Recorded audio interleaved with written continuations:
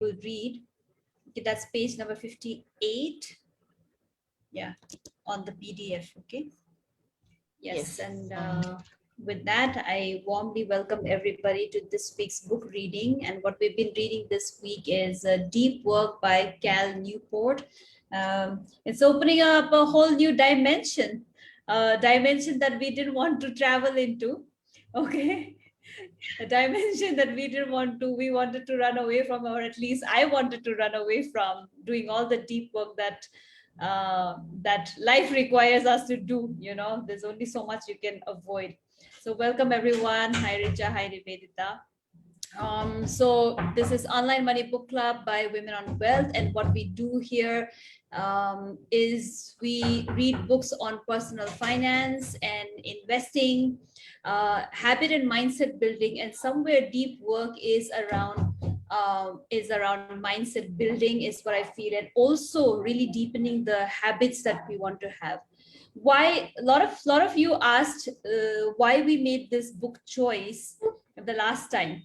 And the reason we picked up deep work is because for a lot of us, finance is a brand new topic that we have now come to embrace.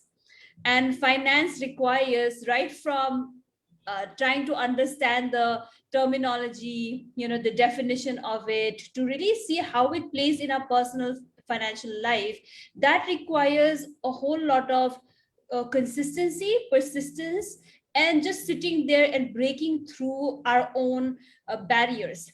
And it will require that we pick up the topic and go the distance. And that is, to me, was something that was so relatable, and which is why we have picked this book, um, Deep Work.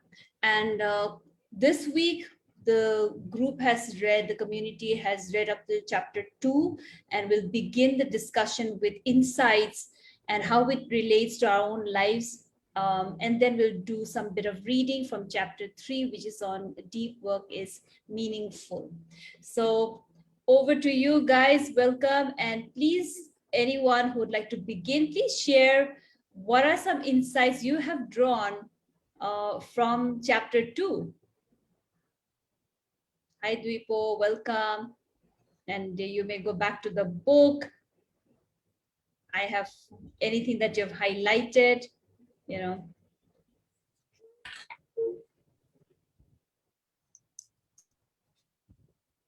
I liked how we talked about being busyness, and it also helped me to look at the literal cost of seemingly harmless behavior.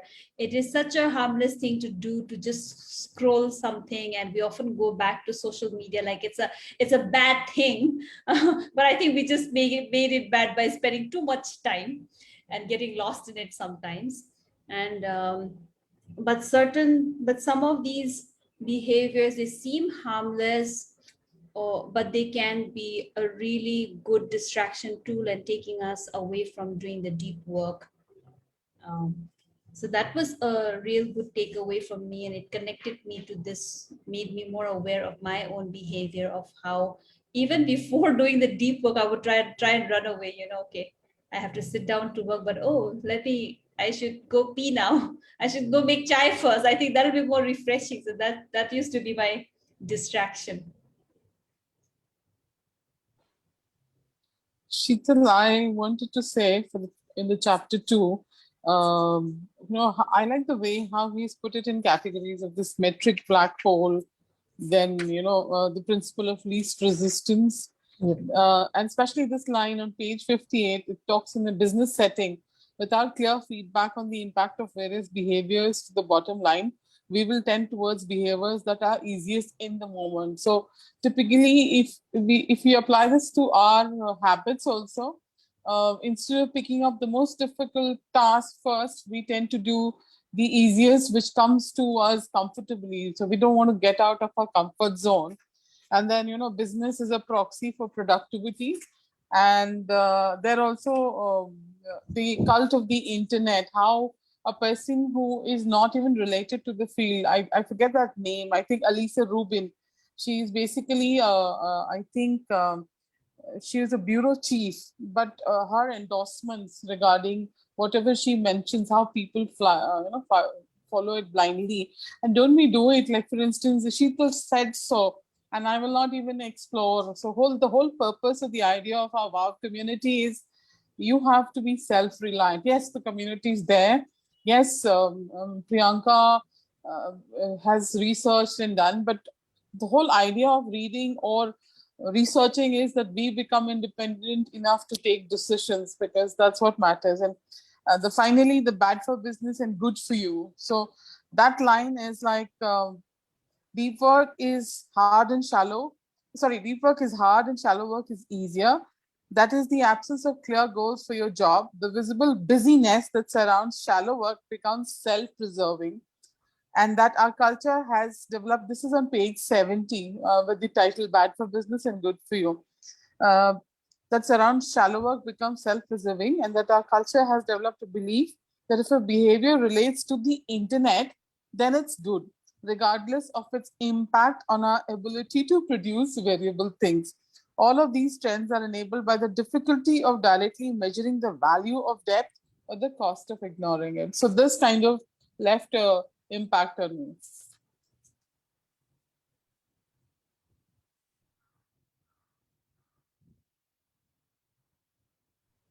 Thanks, Amrita, for sharing. Anybody else who wants to share?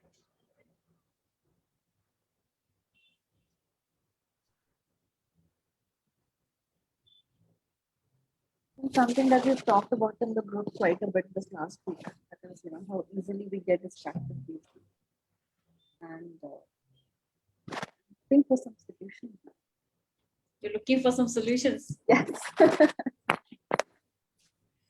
Okay, the book, I'm sure, is going to give us Yes. some solutions to. Yeah, so I'm looking forward to reading further. The other thing which I found interesting in the book was, how it mentions wherein within a business setting, you sometimes have certain meetings that are pre-planned within the week, like every week and so on. And so I faced this in one of my very Purana jobs, that we would have meetings planned, which really didn't add much because, we hadn't done anything substantial enough to, or there were things still going on and there was nothing to talk about as such within the meeting. But they were planned and they were taking away from the time that I could actually spend doing something on the project. So that's another thing I find. And the email about, what are your thoughts? Your thoughts on this? And, expecting people to reply and basically just taking away from the time that could be spent on doing something productive. Correct. And to that, I would say that because I have been in this kind of setup, right? And there will be these one-liners that would come, usually from your immediate boss. And then how you are torn between, should I reply? Do I need to reply or do I ignore this email, And then just trying to reply to that email, you may just spend 15 minutes because sometimes it's replied to all as well. And, whether it's important, not important, you want to make sure your presence is felt. So, yeah. I mean, yeah, I don't know how it contributes. I think you contribute if you want to contribute, of course, And then most times you would ignore, I would ignore. And then, yeah, sometimes you get to hear that I think you should just contribute a little bit. We should hold off on, replying to those emails is now what I feel after. One of the things is, because you talked about distraction is sometimes I think we don't have clarity on what needs a response from us immediately and what can be responded to later. Earlier, I know WhatsApp is a big tool that we use for communication and sending out information, event information. And sometimes the community also would reach out to us via WhatsApp, right? And sometimes because as the community, you feel, oh, it's priority. And then I would get distracted sometimes because to me it's important, okay, we address the need of the community. It's also like that. Of course, now I'm beginning to okay, after this job is done, only then I get back to, looking at WhatsApp. So that's something I'm conscious of. And then I think another part is also being okay about that transition that I'm making. Sometimes also we don't feel okay about, oh, but that is important. um, so that's something that I've experienced, and then I am trying to change. Certain things don't need your immediate attention, and you go back at maybe a stipulated time. So that's something I'm practicing to ward off distractions. I like that whole section about the metric black hole.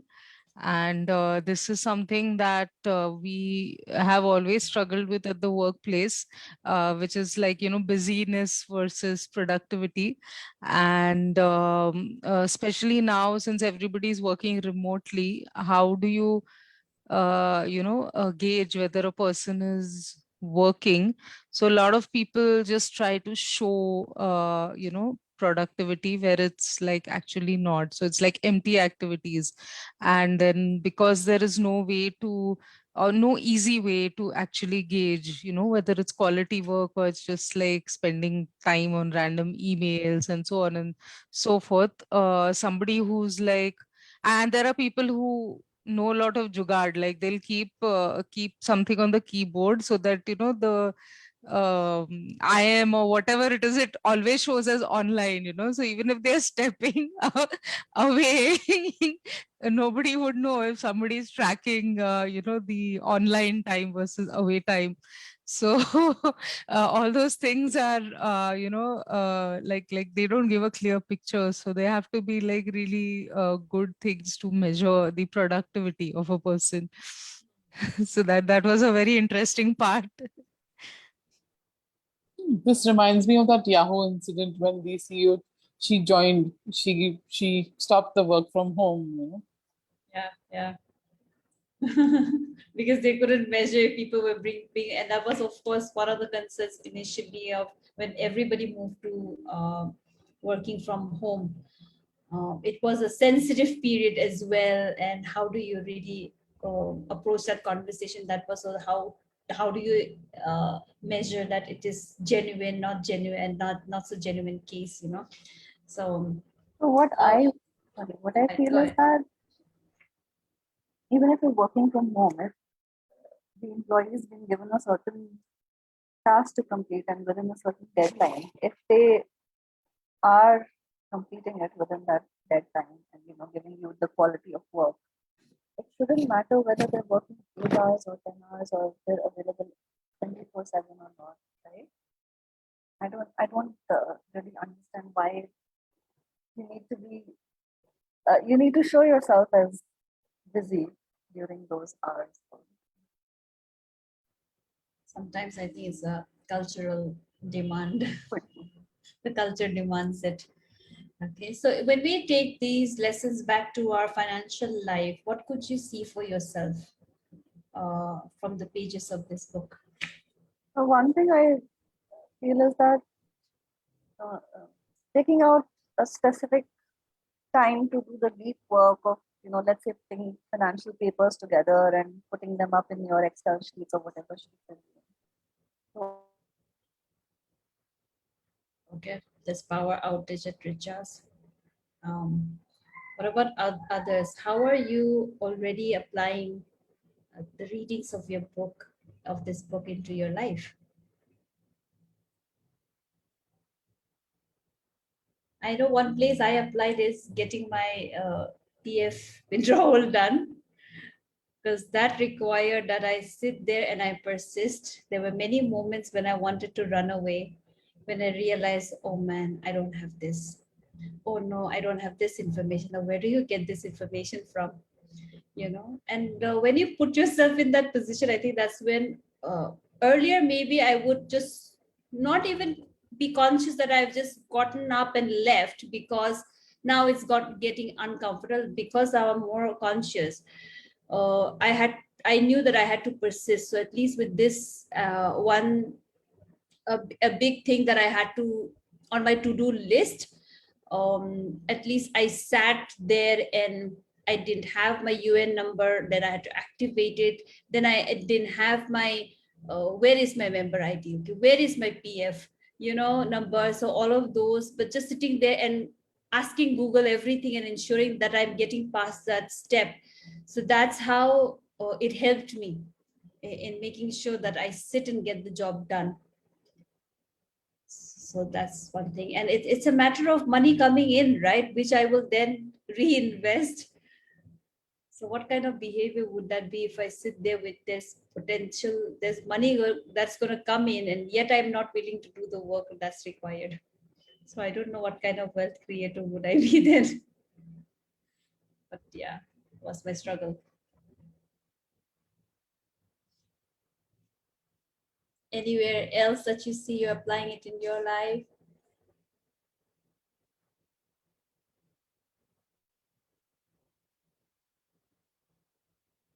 Okay. So if everybody is good, then we would like to, maybe it'll help us to read chapter 3 then.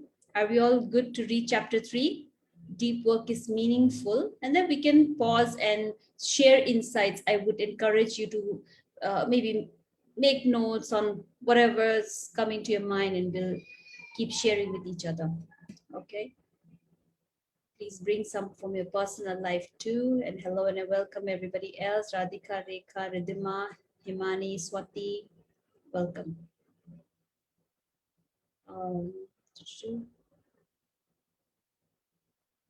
Okay, here is chapter 3, Deep Work is Meaningful. For anybody who doesn't have access to this PDF, it's in the book club library, so you can access it there. Who would like to read? Anyone who would like to volunteer to read?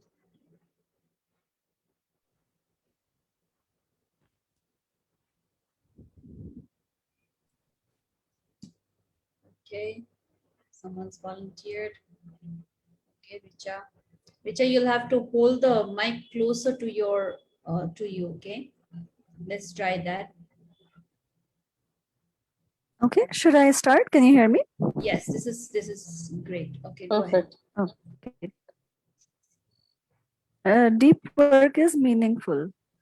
Rick Fuhrer is a blacksmith. He specializes in ancient and medieval metalworking practices, which he painstakingly recreates in his shop, Door County Forge Works. I do all my work by hand and use tools that multiply my force without limiting my creativity or interaction with the material, he explains in his artist statement.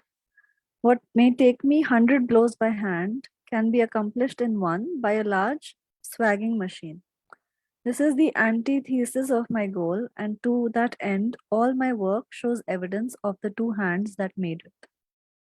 A 2012 PBS documentary provides a glimpse into Fuhrer's world.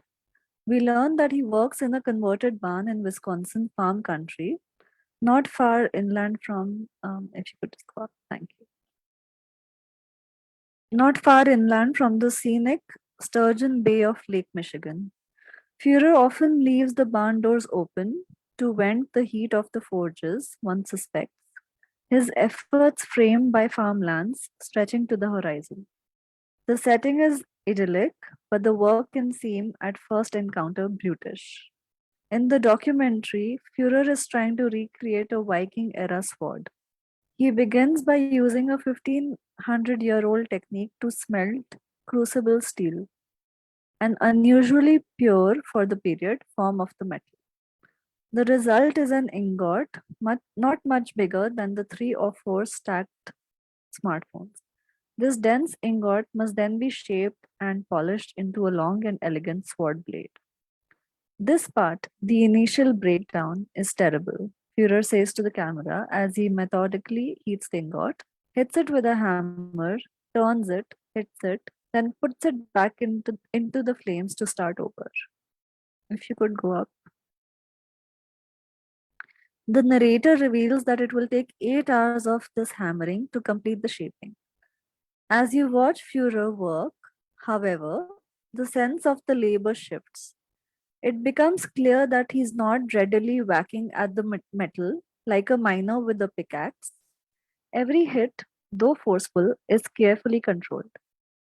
He peers intently at the metal through thin framed intellectual glasses, which seem out of place perched above his heavy beard and broad shoulders, turning it just so for each impact.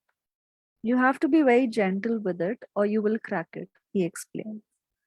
After a few more hammer strikes, he adds, you have to nudge it. Slowly, it breaks down, then you start to enjoy it. At one point, about halfway through the smithing, after Führer has finished hammering out the desired shape, he begins rotating the metal carefully in a narrow trough of burning charcoal. As he stares at the blade, something clicks. It's ready. He lifts the sword, red with heat, holding it away from his body as he strides swiftly towards a pipe filled with oil and plunges in the blade to cool it. After a moment of relief that the blade did not crack into pieces, a common occurrence at this step, Führer pulls it from the oil. The residual heat of the metal lights the fuel, engulfing the sword's full length in yellow flames. Führer holds the burning sword up above his head with a single powerful arm and stares at it a moment before blowing out the fire. During this brief pause, the flames illuminate his face and his admiration is palpable. To do it right, it is the most complicated thing I know how to make, Führer explains. And it's that challenge that drives me. I do not need a sword, but I have to make. Should I carry on?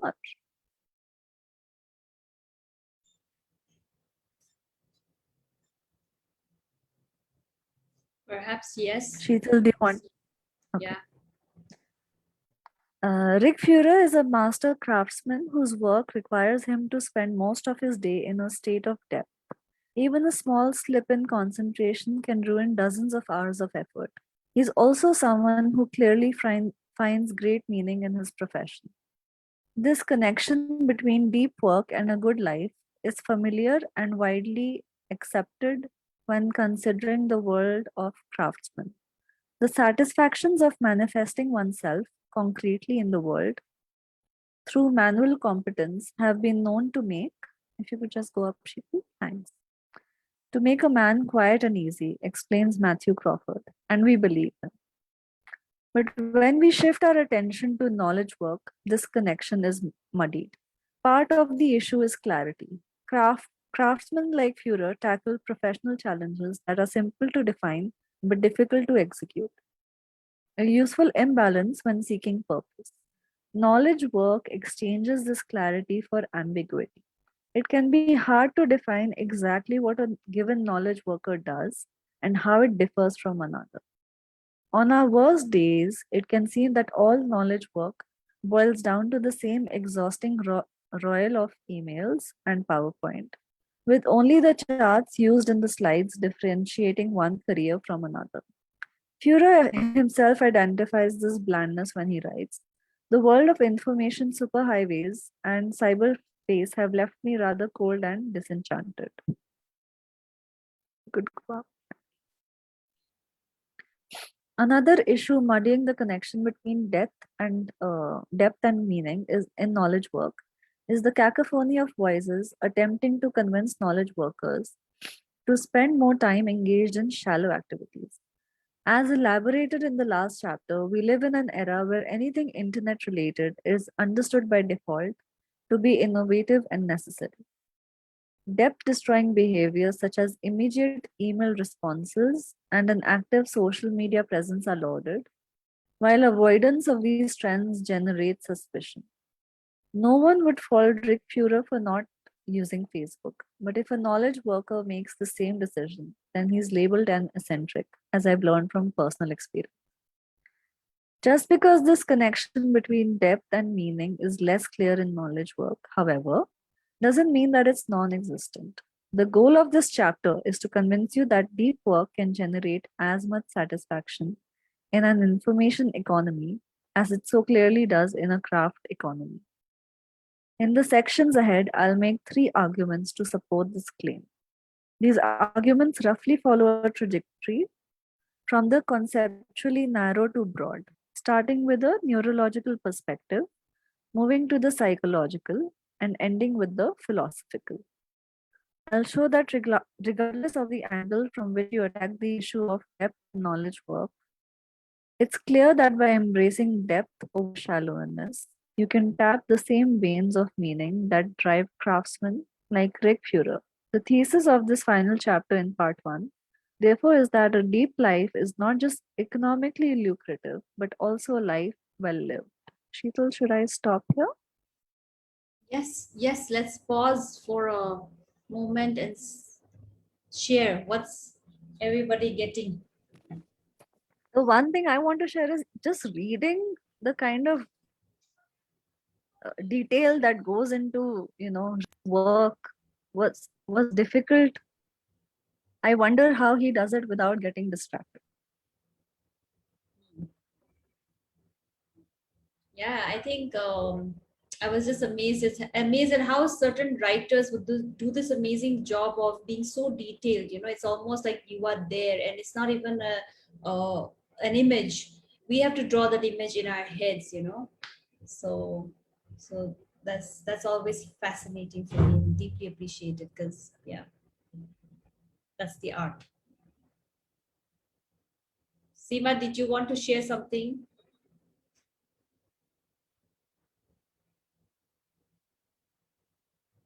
Ishitul. Yeah, I was just wondering, we got to really do a deep work to understand this lessons on the book first. It's so, I mean, there are times when I read same paragraph couple of times so that I really understand it.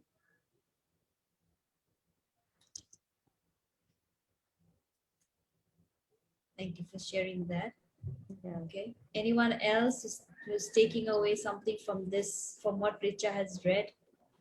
Sheetal, I nothing to do with the book. I just feel that all the books that we read in the book club, you really make us do deep work.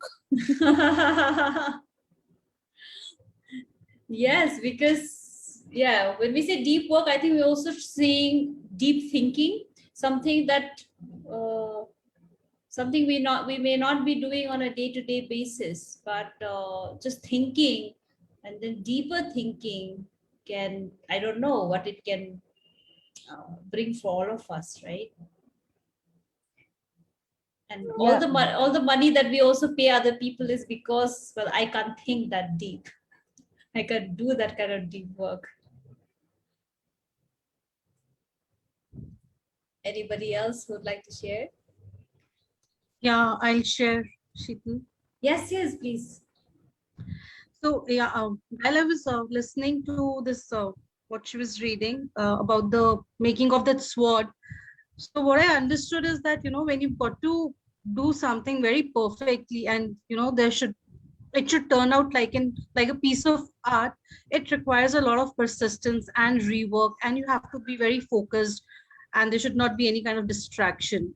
So only then you can actually make that piece of art. So similarly, if implemented in our own lives, whatever goal we have, we've got to be very focused towards it. And we may fall, or we may, uh, like we may encounter failure number of times, but every time we'll have to get up and keep working towards it. Yeah. Yeah. One thing that I just want to add on, for example, in his work, he has a certain number of steps that he knows that he needs to follow. And I Your wonder voice if is that breaking. Sorry, Richa, your Sorry, voice is can you hear breaking. me now? It's better. Yeah, It's can you better hear me now. now, Amrita? Okay. It's better So I now. was just saying that in Rick's work, he has a certain number of steps already decided that he needs to follow. And I wonder if that helps in any way to give him clarity, and then to be able to focus. Because sometimes we're not even sure of what we need to be doing exactly, right? True. I think that's where somewhere it also touches upon, clarity. Okay. Yeah. One more thing, Sheetal. when he started with the sword example, I was wondering how is he trying to relate it? What is my takeaway? Because is he saying it's very complicated and then we have to pay attention on each and every step? And especially maybe the last point when he says, when he dips it into the oil, it may break. So that may be the point he is trying to point out, why we have to be doing a real deep work or a pay attention. So I was in fact wondering how I have to relate this to the deep work. So that was my takeaway from the example. Thanks for sharing. I think somebody else wanted to share. Sheeta, this is Amrita. I was just wondering that the thought that came to me about when dipping it in the oil is something that he does. He's creating a sword, and he knows it could break. So that it's about risk involvement. There's a risk involved, yet he goes ahead and takes it. With all focus. It's something that he's been doing it in and out. I don't know. It's totally irrelevant, but I felt there's an element of risk, and yet he goes ahead and does it. For something that he's creating. Like we usually take the easy way out, that okay, Yeah, let's be done. So that's what was my thought was. yeah, right. Same thing. I mean, I have whatever the point that you have pointed out earlier, Amrita, the principle of least resistance, right? The easiest thing. Correct. So the same thing I had just pointed it out in my notes too. So possibly we may, I was also trying to link that if you have to do something substantial, then the work is this deep, one has to go.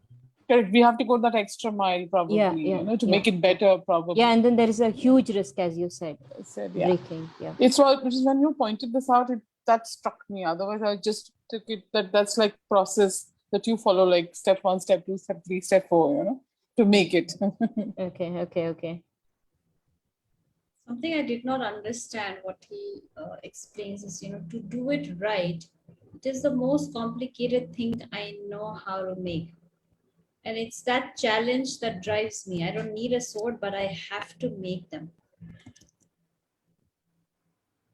I'm still trying to understand what he meant by this. So what he's trying to say is, like my understanding. I'm sorry. Go, Ridhima.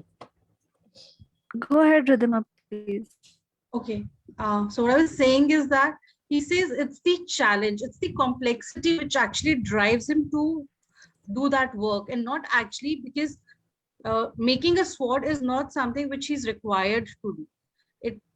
He does it because it is so complex that challenge in itself is, it gives him a high kind of a thing that how much ye banana. Because he doesn't really need a sword. Yeah, he doesn't really need the sword. Yeah, one way, it didn't, I mean, as I said earlier, can I add, Sheetal? Of course. Yeah. See, when she read it, I was like, found it very relevant. I said, how am I going to relate it to the deep work?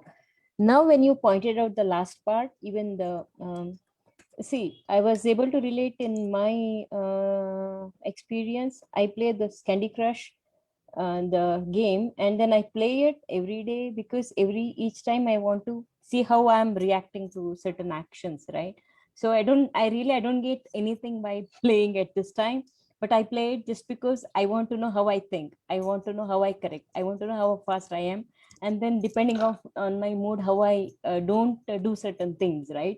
So first, when I read it, I was able to relate it to that because I'm learning something from it, which is irrelevant. I mean, I don't gain anything by winning a game, but what I'm training myself is for something else. So that's what I felt when you said. I mean, till then it had not triggered to me, but when you read it, I felt like, okay, maybe something like that. Got that. Thank you so much. And I want to share one thing more, just a small one. I don't know if any of you have watched this program which comes on TV called Forged in Fire. So program where it's a competition where 4-5 people are there, and they actually make a sword out of a piece of metal, and that entire process is shown. So these guys, if you watch that program, you'll probably relate to this particular paragraph a lot. I think it comes in the History Channel. I've seen it. I think I'm not sure. Smriti, I think It's Smriti knowledge. watches it. Maybe I've seen Smriti it too. watches it. I've seen it too, and it's exciting. Like they put it in the Yeah, fire, and there is a competition between two teams. like the kind of hard work which goes into it is immense. Yeah. I always enjoy, when I look at, maybe it could be an example of what you're saying, Ridhima.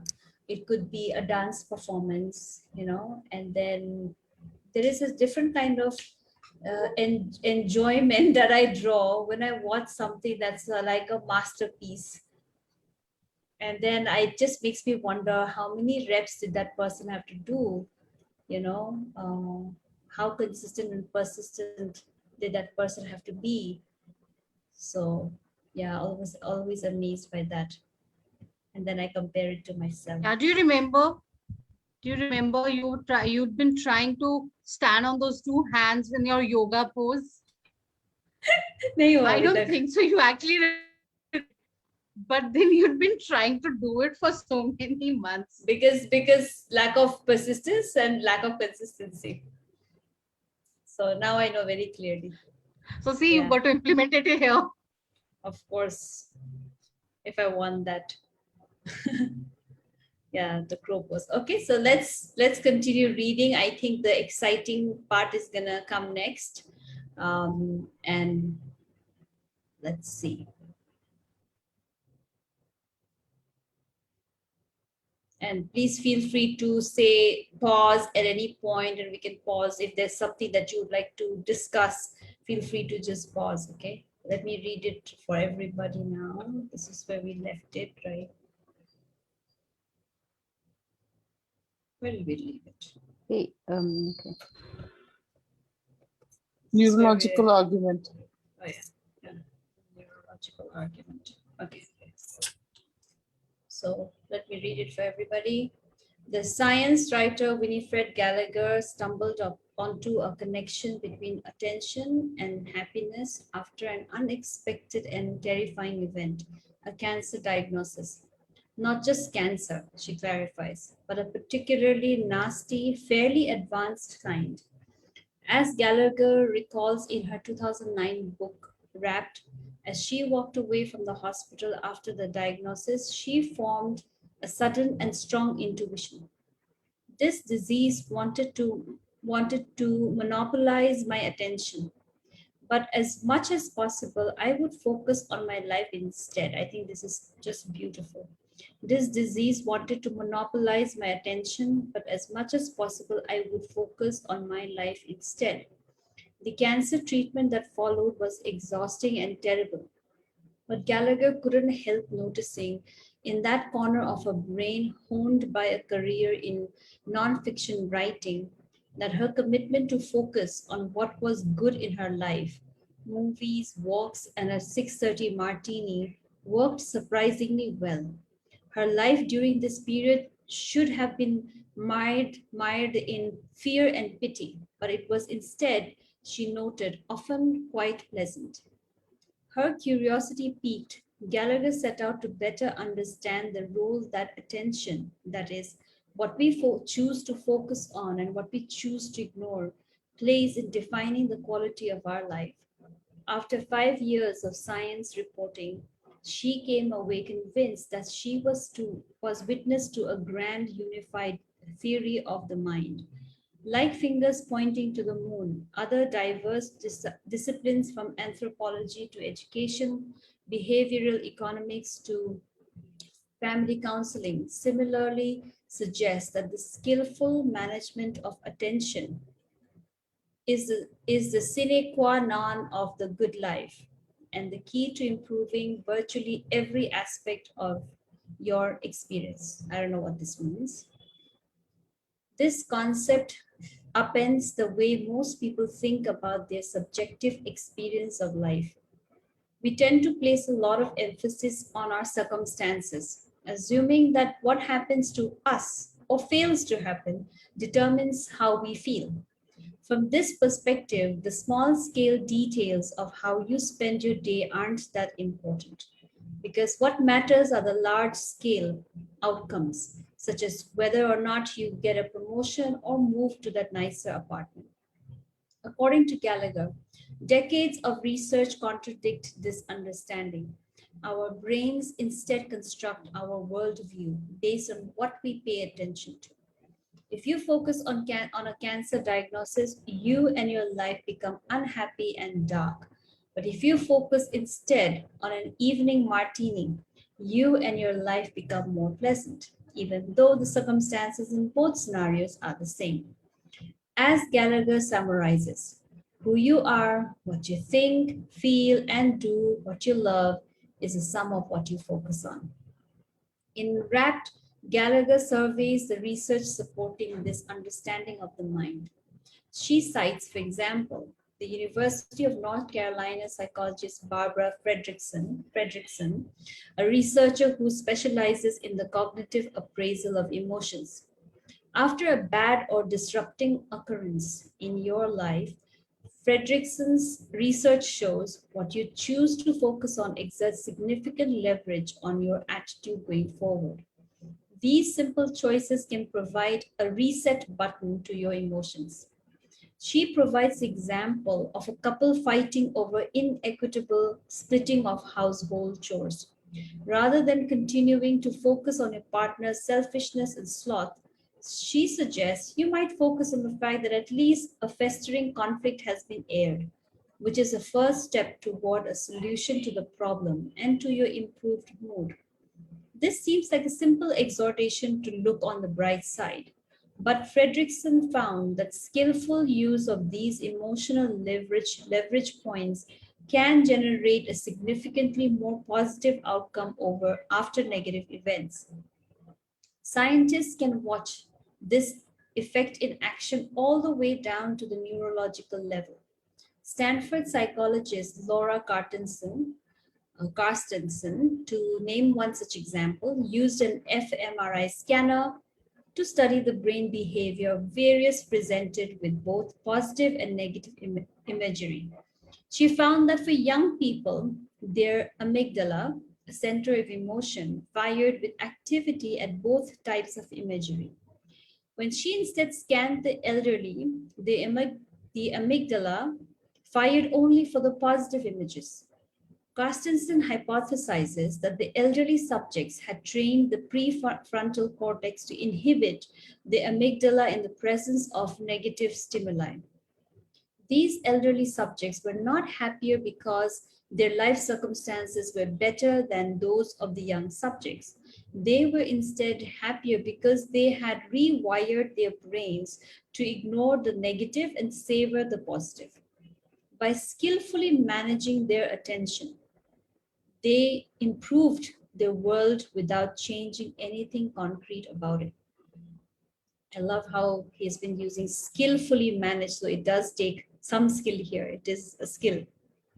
We can now step back and use Gallagher's grand theory to better understand the role of deep work in cultivating a good life.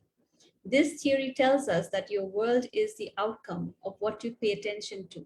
So consider for a moment the type of mental world constructed when you dedicate significant time to deep endeavors. There's a gravity and sense of importance inherent in deep work. Whether you're Rick Furus smithing a sword or a computer programmer optimizing an algorithm. Gallagher's theory, therefore, predicts that if you spend enough time in this state, your mind will understand your world as rich in meaning and importance. There is, however, a hidden but equally important benefit to cultivating rapt attention in your workday. Such concentration hijacks your attention apparatus, preventing you from noticing the many smaller and less pleasant things that unavoidably and persistently populate our lives. The psychologist Mihaly whom we'll learn more about in the next section, explicitly identifies this advantage when he emphasizes the advantage of cultivating concentration so intense that there is no attention left over to think about anything irrelevant or to worry about problems. This danger is especially pronounced in knowledge work, which, due to its dependence on ubiquitous connectivity, generates a devastatingly appealing buffet of destruction, most of which will, if given enough attention, leach meaning and importance from the world constructed by your mind. To help make this claim more concrete, I'll use myself as a test case. Consider, for example, so let me pause here because now I think it's getting into something else. Okay. How was it? What did you get? It was interesting, this one. Yep. I felt it was a sudden transition from what was getting created, and here it was a very different theme that set in. But I And deep completely work agree we with. sorry. Sorry, go ahead, Amrita. Amrita, go ahead. No, from the deep work, we reach the neurological realm altogether. So my brain is still processing. Yeah. But I do agree with, although it's difficult to put into practice, but I do agree with what the passage talked about. If you're focusing on a particular task and ignoring the negatives, A, you're able to concentrate better, and B, you're happier in life. So I hope he's going to give us some solutions, Sheetal. Kaise karenge? Yeah. Sheetal, thanks to you, I learned a new word, which is the Latin word sine qua non, means essential. Thanks for the book. Thanks to you being here, Amrita. Yeah, thanks for showing up. That's how you learned it. Yeah, two things I have taken away. One, I already reread because it was, I think, beautifully said by that lady. I forgot. I have to go back and underline it. And then another was, where it says skillfully managing, whether it's our emotions, skillfully managing something. And we often talk about skill. And all these also require to be skilled. Okay, one cannot just have, I'm not able to control my emotions. It just means I don't have the skill yet to control my emotions. So I have loved this segment of the book. Sheetal, the line is who you are, what you think, feel, and do. And what you love is the sum of what you focus on. That's what is the, I think Gallagher has quoted when you've read Gallagher. I think I'll keep this somewhere else because it's a reminder for me.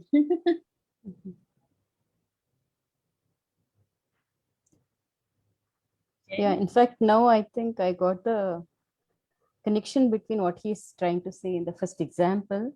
Maybe you can correct me if I'm wrong. So on the same page, on page number 59, last two sentences I'll read.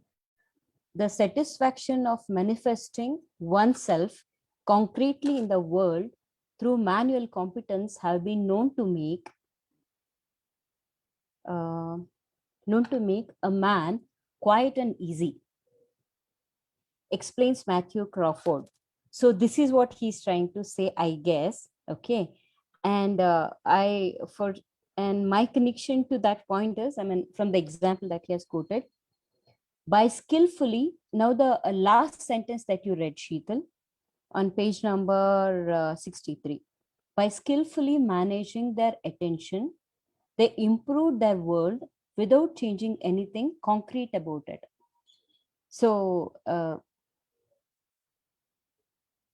this is what I have understood. I'm able to connect the example with the statement there where we become quiet and easy by increasing our competence. One. Then once we know the competence of attention, now our whole world improves. This is like your last sentence, what you read. By skillfully managing their attention, they improve their world without changing anything concrete about it. It's just the attention. So by that example, he learned about being quiet and easy.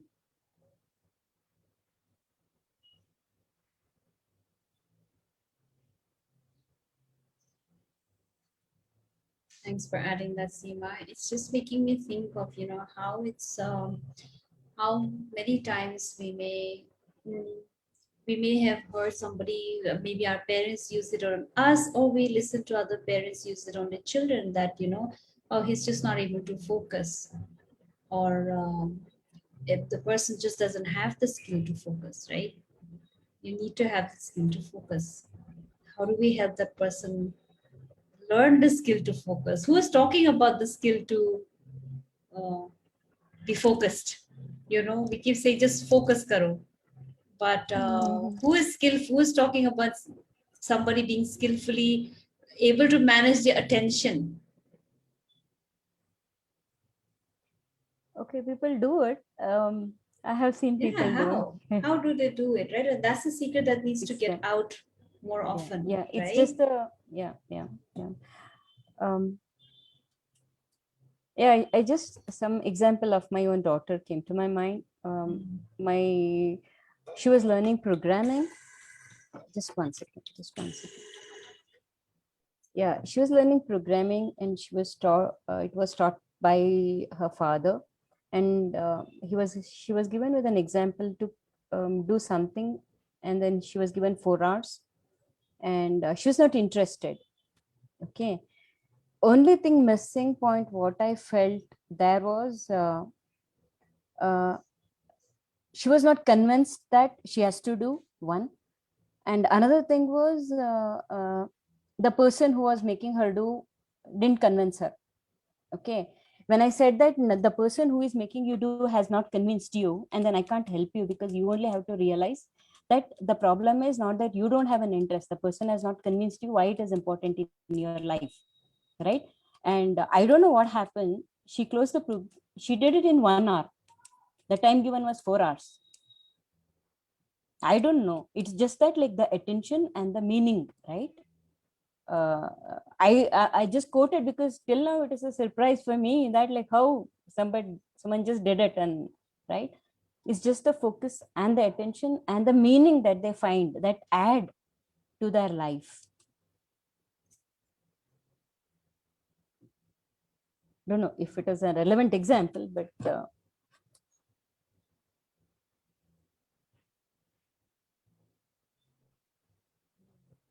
I'm just thinking about, if more people also talk about how being able to be focused is also a skill,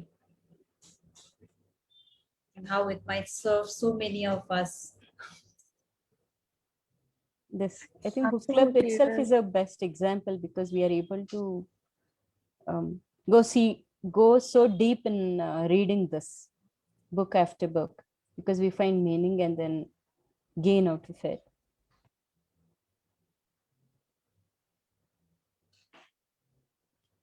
Let me invite somebody to read the next few segments, because maybe there is some solution for Richa here that Cal has packed.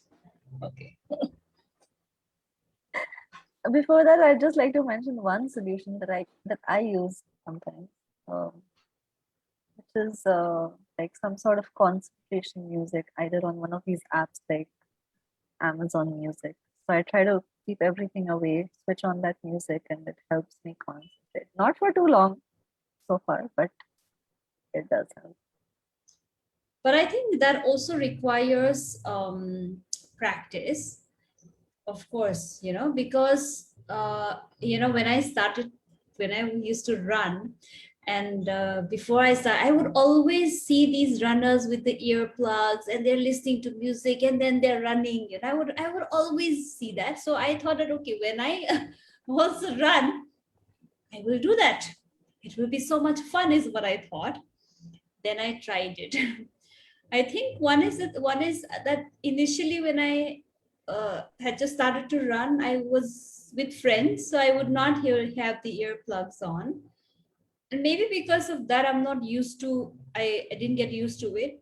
But whenever I would put the music on, I never enjoyed it. It was distracting for me in some ways. Also, similarly, when it comes to work, if I want to not be distracted, and even just music, not songs really, but just music, instrumental that I would play, maybe keep it light and all that, then I am not able to focus. So I think it requires certain getting used to.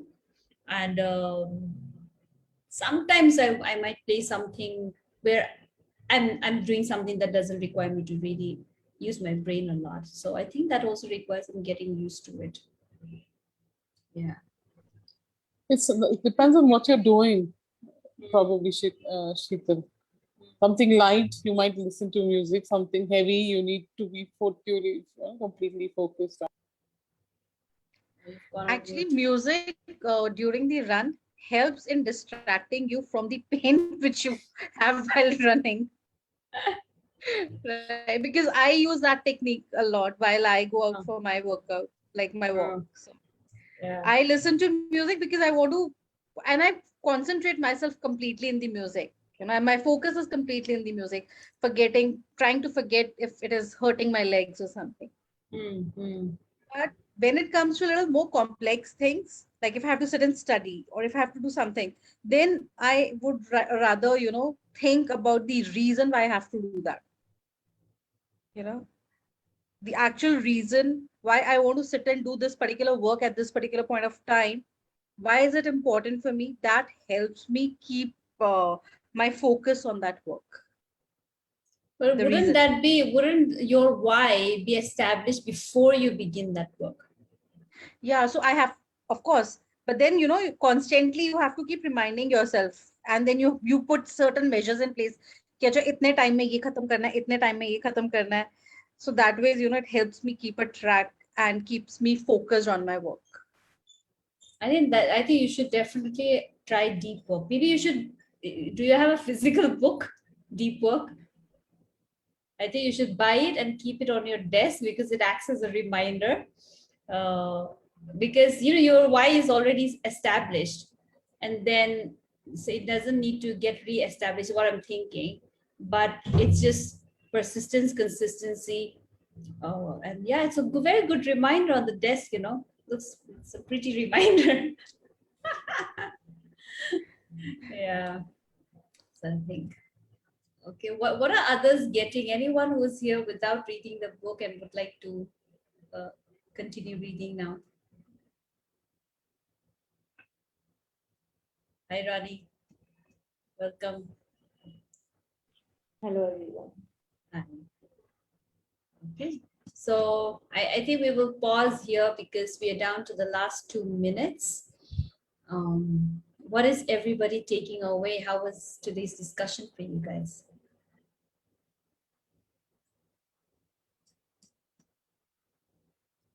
Awesome as usual, Richa says.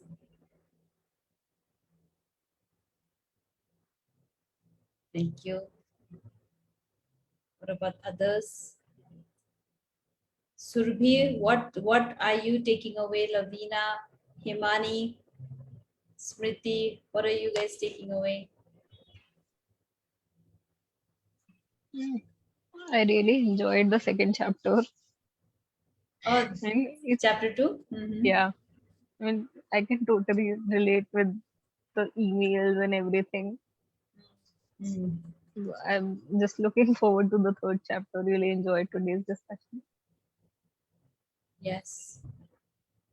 Thank you for being here. Do keep coming and keep reading. Yeah. Okay. Yes, I think we have almost completed chapter 3 today. We read a huge part of it. We can attempt chapter 3 and 4. What do you guys say?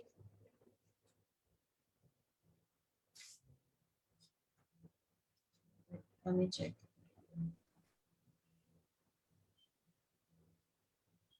Surbi, then Yeah, please Sheetal. catch up. Yes, Seema. For next class, can we be ready with 2 takeaways? Sure. Right, kind of like each one 2 takeaways, and then maybe based on that takeaways we can start discussing. Of course, I think that's a beautiful recommendation. So everybody who's reading, do come with the takeaways, and how you're applying it in your life is more important. What insights are you getting about your own behaviors when it comes to, when there's a demand to put some deep work in your areas, and it could be any area, right? And of course, how are you applying it in your financial life to take it to the next level? Okay. So I recommend that we also read Work Deeply, rule number 1. So here comes the solutions, Richa, because we've almost completed reading chapter 3. Okay. Although it makes me feel like I'm just thinking about us and not the rest of the people who have not read it. Okay, but let's push to rule number 1. And thank you all for joining in today. Keep recommending the book club, and then Women on Wealth to your female friends, family members, so that they can also enjoy reading such lovely books with all of us, and also apply it in their financial lives. Okay, so thank you all. Have a great weekend, and I will see you next time. Lots of love. Take care, everybody. Bye-bye.